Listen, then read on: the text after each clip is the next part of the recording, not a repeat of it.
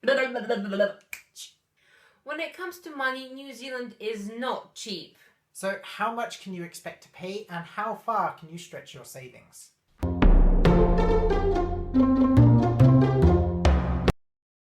Due to New Zealand being so isolated from the entire world, it pretty much has to import everything, and this is the reason why it's so expensive.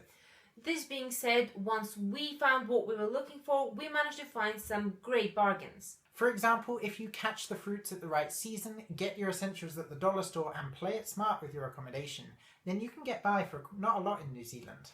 In fact, we managed to spend a grand total of $0 New Zealand dollars on our accommodation for the duration of our 10-month stay in New Zealand.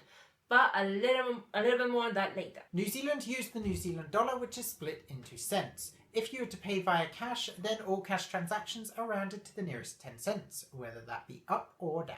If you were to do New Zealand on a budget, then you can actually get by surprisingly cheaply.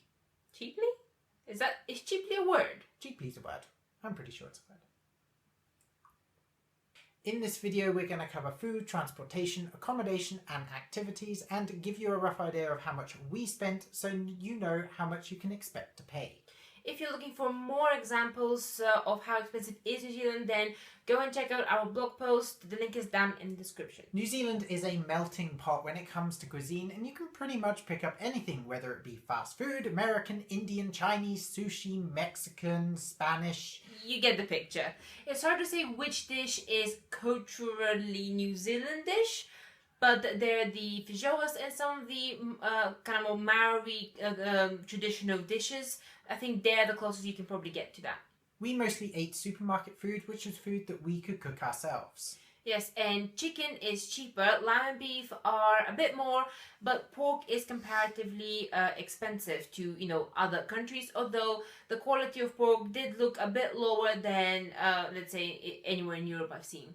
So starting from the low end, you can pick up a Pizza Hut pizza or a Domino's pizza, depending on your preference, for around $5 a pizza, and this pizza is definitely big enough to share. Definitely, yeah.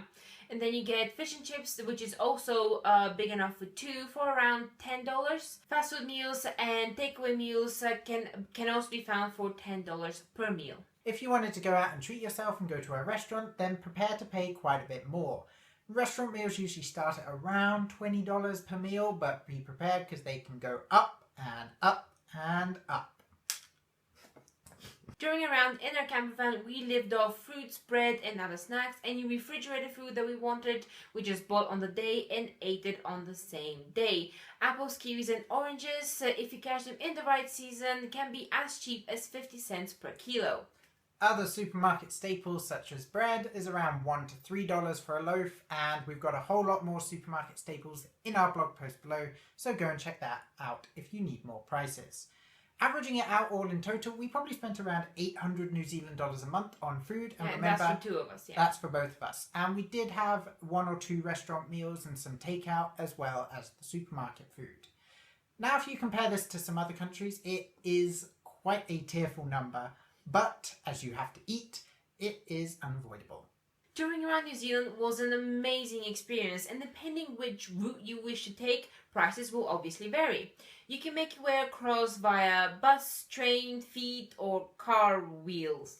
Just car. Now we took the car and camper van route, and it was the best decision that we ever made.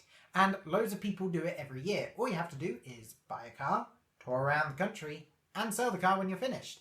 And if you did want any more information on this, either of buying or selling a car and the route that we took with freedom camping and such, then go and check out our videos in the description below. Taking into account our fuel cost and car insurance cost, we spent around 300 New Zealand dollars per month for transportation. If you wish to know the breakdown of fuel in New Zealand, then go check out our video on it. And also, if you were wondering where our repair costs fit in, we included those in the resale cost, and we broke even on that, so that was good. If instead you wanted to do a bus route, then you can grab a pass either from Intercity or Naked Bus, starting at around 400 New Zealand dollars a person, and this can go up to quadruple figures for a complete 2-island tour. Now the bus stops are pretty flexible, however you cannot travel everywhere via bus. Yes, you can reach most big cities from them and touristy attractions, but if you do want to, go where no one goes and, trek, or just even staying popular places but the buses don't go there, then you probably need to either hitchhike or rent a car or, just buy a car and do the thing yourself. But, Up to you. The trains in New Zealand, passenger trains at least, are pretty expensive, so I wouldn't really bother with those. And flights are a decent price. You can fly between most big cities for around 50 New Zealand dollars per person. But that doesn't include luggage. And it's one way. Speaking of cities, if you do plan to stay in one for quite a while, then we do suggest that you sign up for the local transport discount card. Auckland has 80 Hub Card, Wellington has Snapper. You get the picture, and all you have to do is load money on them, and then you just tap it on and off when you get on and off the bus, or train or ferry. Trips usually cost around $1 to $2 for a 10-minute journey, and if you did want links to the main companies and prices, then they're in the description below. It's going to be a full description, this one. Hell yeah. Accommodation is a place where we personally really managed to save money. If we had gone the traditional route of renting somewhere, hostels or Airbnbs, which can range anywhere between 20 New Zealand dollars per person per night up to 60 New Zealand dollars for a double room in a hostel, then we would have spent like 12,000 New Zealand dollars for the 10-month trip. And this would be $1,200 per month. Instead, we spend $0 per month. Are you interested? While staying in the big cities, we mainly house sit, and if you don't know what house sitting is, then go and check out our video linked here. Or the blog post down below. Now, touring around New Zealand, we pretty much either always freedom camped or we stayed in free campsites, of which there were many. And they were really simple and easy to find. And if you wanted any more information on that, then have a guess. Go down below for the Freedom Camping series. Important note here, seasons do affect the prices of accommodation.